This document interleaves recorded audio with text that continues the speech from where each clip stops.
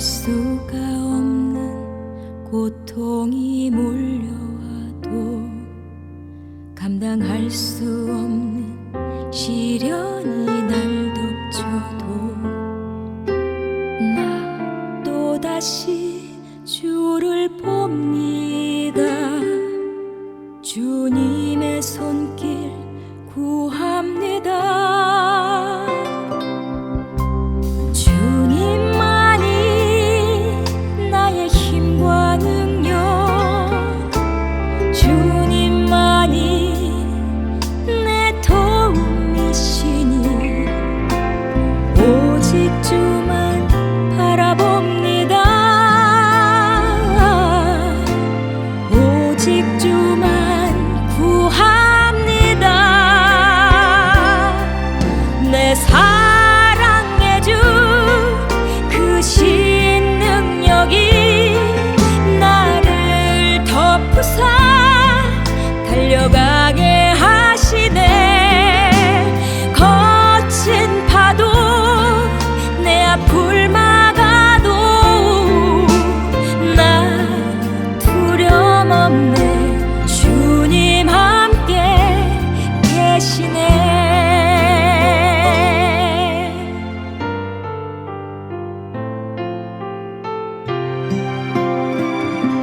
견딜 수가 없는 고통이 몰려와도 감당할 수 없는 시련이 날 덮쳐도 나 또다시 주를 봅니다. 주님의 손길 구합니다. 주님만이 나의 힘과 능력, 주님만이 내 도움이시니 오직 주만 바라봅니다. 오직 주만 구합니다. 내 사랑의 주 그 신능력이 나를 덮으사 달려가게 하시네. 거친 파도 내 앞을 막아도 나 두려움 없네. 주님 함께 계시네. 내 사랑의 주 그 신능력이 나를 덮으사 달려가게 하시네. 거친 파도 내 앞을 막아도 나 두려움 없네. 주님 함께 계시네. 주님 함께 계시네.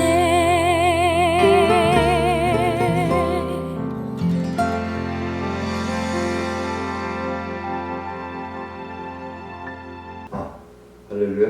주요 지난 3일 동안도 말씀과 성령 안에서 승리하신 줄 믿습니다. 기도드리고 수요 예배 드리도록 하겠습니다.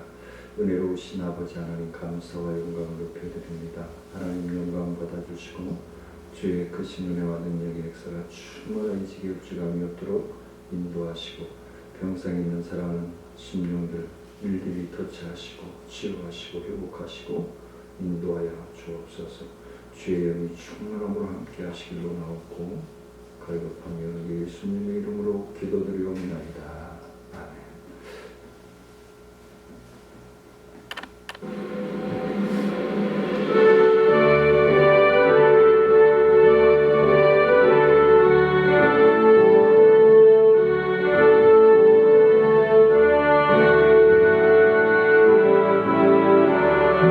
주는 왕자 올라가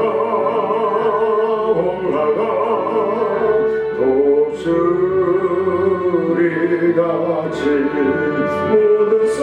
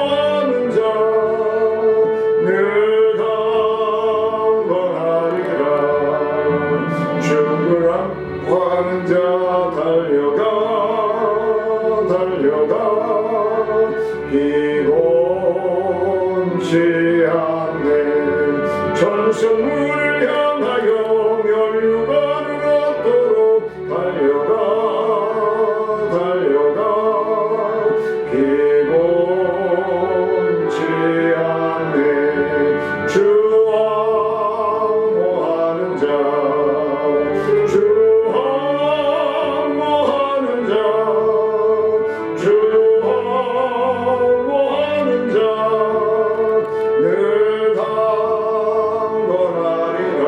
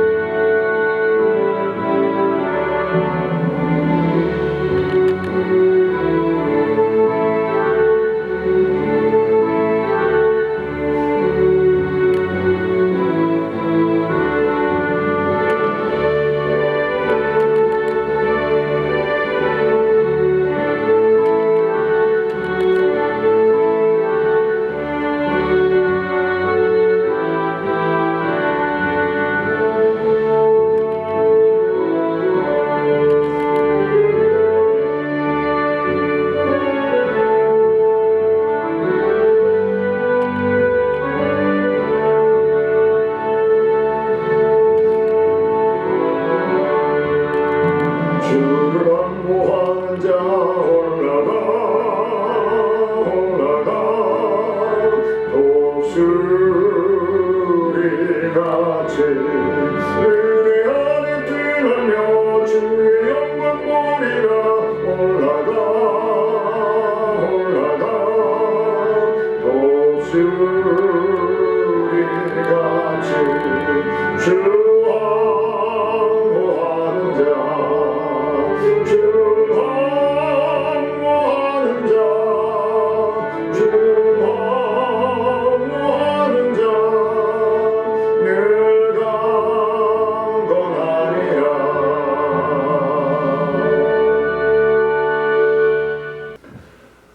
하나님의 말씀 봅니다. 요한복음 6장 5절로 13절 말씀 봉독해 올리도록 하겠습니다.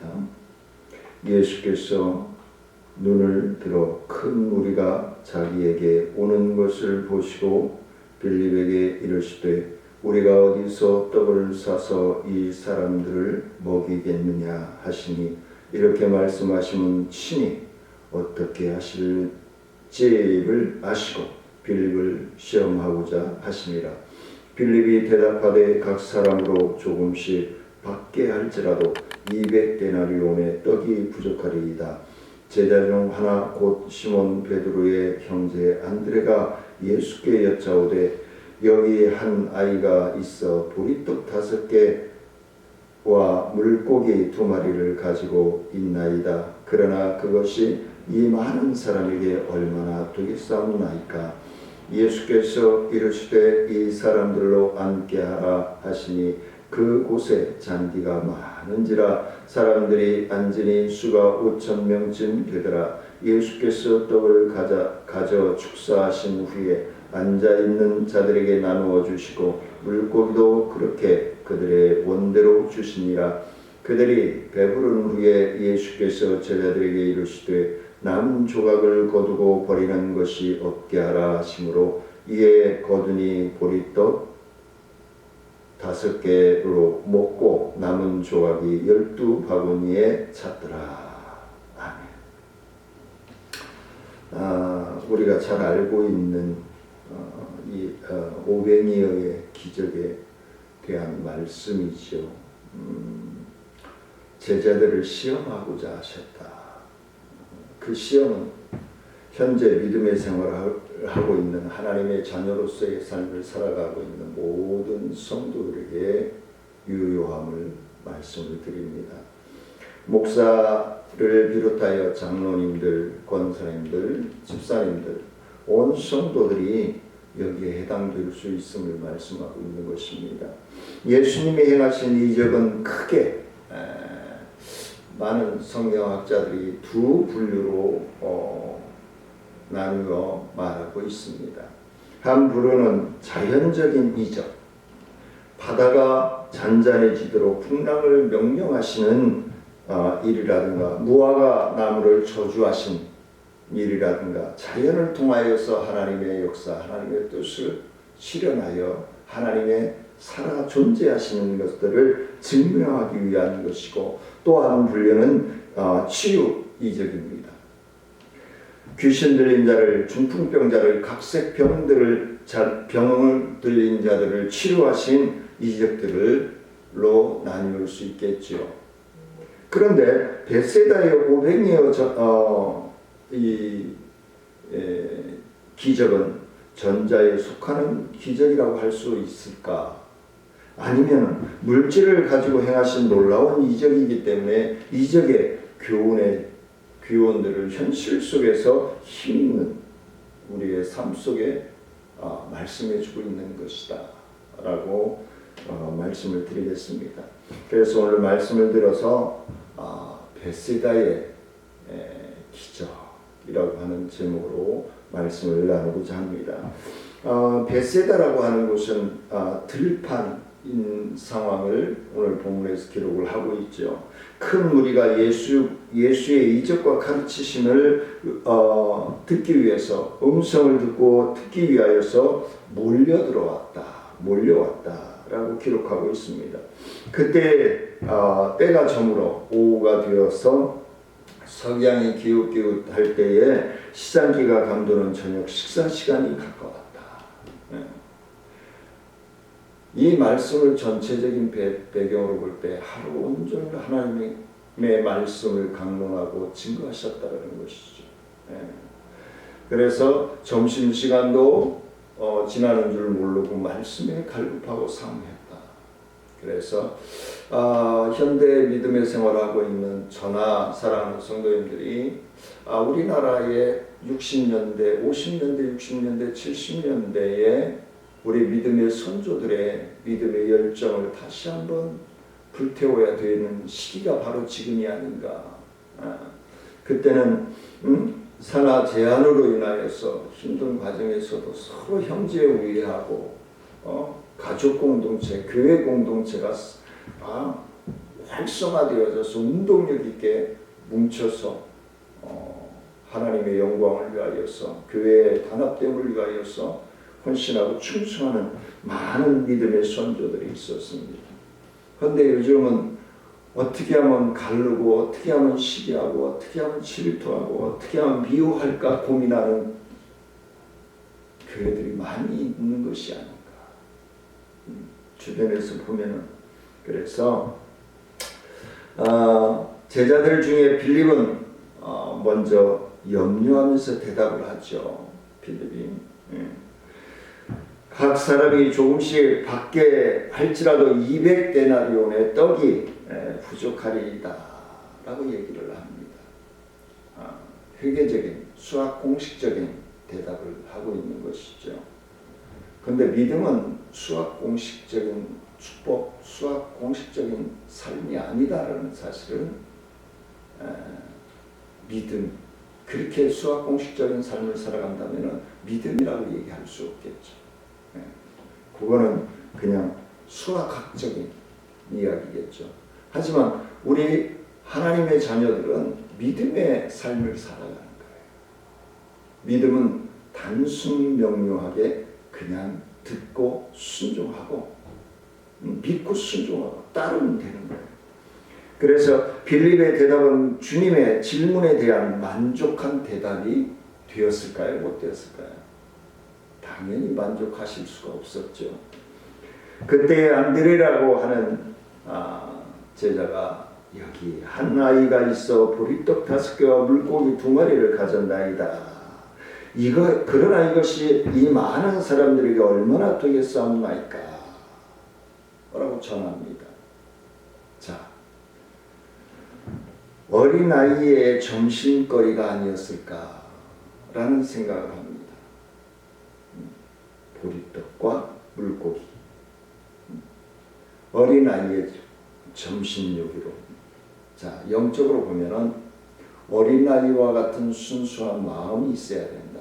어른들은 도시락 싸온 사람이 없었을까요? 아이가 도시락을 싸왔는데 있었을 것입니다.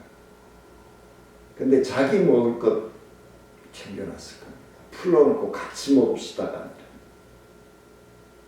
근데 이 어린 아이가 순수하게 내놨어요. 아주 은혜를 충만하게 받은 것 같아요. 저 이거 도시락 싸온 거 있는데요? 엄마가 싸주셨어요. 그러고 아마 내놨겠죠. 우리가 어린아이와 같은 신앙의 삶을 살아야 한다는 것이 바로 거기에 있습니다. 순수성, 진실성, 열정, 이게 우리의 삶이 되어야 하는 것입니다. 많은 사람들은, 돈 있는 사람들은, 여유 있는 사람들은 아주 푸짐하게 쌓았을 거예요. 요즘 말로 얘기하면 갈비니 뭐 치킨이니 뭐 다 쌓았겠죠. 근데 베세다 지역에 어촌이잖아요. 그리고 어촌의 들녘에서 복음을 전하고 있단 말이에요. 그러니까 아마 생선 요리를 해서 엄마가 아이에게 싸주지 않았을까. 자, 안드레 역시 염려 않고 하는 말이 아니죠. 먹을 사람에 대한, 여기서 어린아이의 도시락을 내놨는데 어린아이와 여성의 인원수는 그때 당시에 들어가지 않습니다.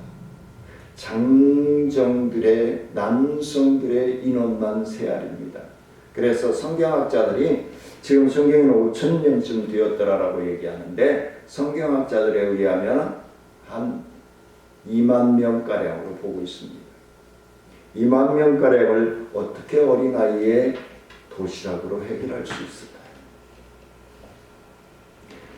이 어린아이는 뭘 보고 그 도시락을 내놓을 수 있었을까요?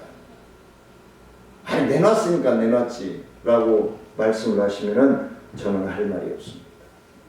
쉽지 않았을 것입니다. 이 어린아이의 순수성을 가지고, 그리고 예수님을 통하여 들은 말씀에 감동받았기에 순수하게 내놓을 수 있었습니다. 이 또한 지금까지 말씀을 전하신 주님이라면, 예수님이라면 이 또한 작지만 이걸로 해결하실 수 있지 않을까. 굶주리고 있는 무리들을 불쌍한 상황이 아니라 대안이 없는 제자들의 더 난처한 상황입니다. 주님이 묻는데 제자들은 자기들이 보니까 수학 공식적으로 하니까 해결할 방법이 없죠. 그렇다고 뭐 어른들이 여기도 있습니다, 여기도 있습니다 내놓는 상황이 아니잖아요. 단지 어린아이의 도시락. 어쨌든 대책이 있어야 하는 상황이었음에 제자들의 삶은 저무는 때에 굶주린 상황, 그 청중들에게 참 어려운 상황에 처하게 된 것이죠. 요즘도 많이 경제적으로 우리 대한민국이 세계 경제 5위권에 들어갔다라고 합니다만, 제가 목지 목회를 하고 있습니다만, 건물은 가지고 있는데 실생활비가 없어서 영양실조가 걸리는 사람이 있는가 하면 병원을 가야 되는데 거동이 불편해서 못 가는 겁니다. 이런 분들이 너무 많습니다. 그러면 이런 분들이 도와달라고 하면은 지금 제자들의 입장이 아닐까요? 이 개척교회 목회자. 재정부가 있고 뭐 재정위원회가 선교부가 있고 뭐 조직된 교회라면은 쉽게 어떻게 예비비라도 동원해서 충당할 수 있겠죠. 하지만 개척교회는 예비비가 없습니다. 하루하루 목을 걸고 살기 때문에, 사역을 하고 있기 때문에 그냥 그때그때 하나님이 채워주시는 대로 감당하는 거예요. 벳세다의 들녘 같은 21세기에 2023년 성탄이 다가오고 있습니다. 이 한파 속에서 주위에 떨고 있는 사람은 없을까요? 열풍이 세가지고 이불을 덮고도 벌벌벌 떨고 있는 분이 없을까요? 따뜻한 음식을 한번 데워 먹기 불편해서 이불 속에서 덜덜덜 떨려서 찬 음식을 먹고 있는 사람은 없을까요? 두 번째는 그 대안은 예수 안에서 찾아야 된다는 것을 오늘 본문에서 우리에게 말씀을 해주고 있습니다. 주님은 우선 무리들을 다 자리에 앉도록 했습니다. 이건 뭐예요? 믿고 안정하라, 평안하라 이 말이잖아요. 자리 정돈하고 웅성웅성하지 말고 자리 잡고 조용히 잠잠하라는 거죠. 그 수요가 5,000명이나 되었다라고 얘기를 하고 있는데 큰 무리죠. 2만 명가량. 그리고 주님은 이 어린아이가 가진 물고기와 떡을 가지고 축사하신 후에 앉은 무리들에게 나누어 주라 명하셨습니다. 원하는 대로 나누어 주라. 먹을 수 있는 만큼 나누어 주라. 그리고 남은 조각을 버리지 말라. 왜? 그것이 환경 오염이 되니까. 요즘 음식들 엄청나게 없는 사람은 없어서 먹는데 있는 사람들은 막 버리죠. 다 먹고 남은 부스러기를 모으니 12바구니가 되었더라. 놀라운 기적이 나타났습니다. 이 기적의 과정을 반드시 우리는 살펴보아야 할 것입니다. 먼저 주님께 조그마한 떡과 고기를 가져왔습니다. 주님은 드려진 것을 가지고 하나님의 역사하시기를 위하였습니다. 인간의 것은 보잘것없으나 주님의 손에 받쳐진 때에는 큰 기적과 기사가 일어난다는 것을 현장에서 주님은 보여주셨던 것입니다. 그리고 제자들이 나누어준 순종의 의미가 거기에 있습니다. 순종해야 합니다. 순종해야 기적이 일어납니다. 가나의 혼인잔치도 마찬가지입니다. 마리아가 종들에게 주가 시키는 대로 하라. 물 항아리에 아구까지 가득 채워. 그대로 종들이 순종하였습니다. 그래야 해서 먼저 숙성시켰던 포도즙보다 더 감칠맛 나고 더 입맛이 좋은 포도주가 주님의 이름으로 만들어진 것입니다. 순종할 때 기적은 일어날 수 있는 것입니다. 순종하지 않으면 기적을 체험할 수가 없습니다. 주님은 미리 떡과 고기를 많게 하신 후에 나누어 주라고 하시지 않았습니다. 그냥 축사하시고 나눠주라는 거예요. 그 사르밧 가부의 가루 항아리처럼 기름병에 기름처럼 자꾸 나눠주는데 자꾸 생기는 거예요. 할렐루야. 자꾸 나누세요. 숨겨두지 말고. 나눌 때에 기쁨이 몇 배가 더 있습니다. 주님은 그저 나눠주라는 거예요. 제자들은 조그만 떡과 고기를 나누는데 자꾸만 고기와 떡이 바구니에 생성되어지는 것입니다. 우리의 삶은 자꾸 있는 대로 나누는 것 같은데, 드리는 것 같은데 자꾸 생기죠. 그게 하나님의 축복론이죠. 이 어려운 시기에 나보다 더 어려운 사람이 우리 주변에 있다는 사실을 인지하시고, 어느 해보다도 춥고 한파가 몰려오고 있지만 또한 어느 해보다도 마음을 뜨뜻하게 하고 이웃을 뜨뜻하게 할 수 있는 그러한 성탄절을 기다리는 사랑하는 성도님들이 되시기를 원합니다. 이적은 반드시 믿고 순종하는 과정을 통해서 역사한다는 사실을 믿으시기를 원합니다.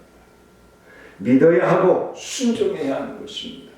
그래야 나의 체험이 되는 것입니다. 남은 조각을 버리지 말고 모으라고 하셨습니다. 12바구니에 부스러기는 이적의 외적인 증거이고 확증의 물품인 것입니다. 더욱 뒷받침하고 있는 것은 부스러기가 하나씩 하나씩 모아서 큰 덩어리가 된 것처럼 내 이웃을, 내 형제를 돌아볼 때에 그 행복은 더욱더 커지는 것입니다. 우리가 주님께로부터 받은 은혜도 모아 태산처럼 큰 믿음의 역사가 되어질 줄 믿습니다. 마지막으로 세 번째는 이적의 진정한 목적이 뭘까요? 그 5,000명, 2만여 명이 먹고 배부르고 그냥 헤어지면 끝나는 내 목적을 두고 이적이 나왔을까요? 아니라는 것입니다. 주님이 하신 일에는 중대한 목적이 내재되어 있는 것입니다. 종종 너희로 믿게 하려 함이라 라는 말씀을 곳곳에서 말씀을 하고 있습니다. 또는 내가 하늘로서 온 자인 줄을 알게 하려 하노라 라고 말씀합니다. 오병이어의 기적도 목표가 분명합니다. 그러나 주님이 의도하신 그 목표가 우리들 속에 만족스럽게 나타나지 않고 있다 할지라도 믿으면 그 이상으로 나타나게 될 줄 믿습니다. 무리들은 그저 이적에만 놀랐을 수도 있습니다. 제자들과 많은 군중들은, 복음을 접한 사람들은 그 기적과 이적에만 휘둥글레졌을 수도 모릅니다. 주님을 선자라고 하면서 억지로 임금 사보려 했던 사람들도 있었을 것입니다. 엉뚱한 반응으로 반박하는 사람도 있을 것입니다. 이거 먹어도 되는 거야? 라고 생각하며 이리저리 살피는 사람도 있었을 것입니다. 주님은 이적을 행하여 임금이 되고자 하시는 것은 결코 아니라는 사실을 우리는 잘 알고 있습니다. 그래서 주님은 혼자 산으로 피신하여 기도하는 시간을 가지셨습니다. 주님의 기적은 자기가 하늘로부터 내려온 산 떡임을 알리려 하는 데 목적이 있습니다. 주님은 영생의 양식 자체이십니다. 그것을 믿게 하는 것이 기적의 목적이에요. 지금 우리의 믿음의 삶의 목적이라는 사실입니다. 그 기적이 어린아이가 바친 오병이어에서 비롯되었다는 것입니다. 주님께 바쳐진 삶은 풍성한 열매를 거두게 된다는 사실을 믿으시고 순종함으로 기적적인 책임을 감당하시기를 주의 이름으로 축원을 드립니다. 은혜로우신 아버지 하나님, 우리는 연약합니다. 부족합니다. 늘 넘어집니다. 그리고 사랑받기만을 원합니다. 하지만 주님은 사랑받기보다는 사랑하라고 말씀합니다. 나누라고 말씀합니다. 이웃을 살피라고 말씀합니다. 이 한파로 어렵고 힘든 시기에 우리 주변에 소외된 이웃이 없는지, 진정한 복지 사각지대의 삶을 살아가는 사람은 없는지 뒤돌아볼 수 있는 믿음의 삶이 되어질 수 있도록 아버지 하나님 함께 하시고 인도하여 주옵소서. 사랑하는 성도들의 삶을 더럽혀 주시고 하나님과 함께 호흡함으로 승리하는 삶이 되어주시기를 원하고 의지하며 축복하며 예수님의 이름으로 기도드리옵나이다. 아멘. 하늘에 계신 우리 아버지여, 이름이 거룩히 여김을 받으시오며 나라의 마옵시며 뜻이 하늘에서 이루어진 것 같이 땅에서도 이루어지니이다. 오늘날 우리에게 일용할 양식을 주시고 우리가 우리에게 죄 지은 자를 사하여 준 것 같이 우리의 죄를 사하여 주옵시고 우리를 시험에 들지 말게 하옵시고 다 하늘 수 구하옵소서. 되게 나라와 권세와 영광이 아버지께 영원히 있사옵나이다. 사랑하며 축복합니다.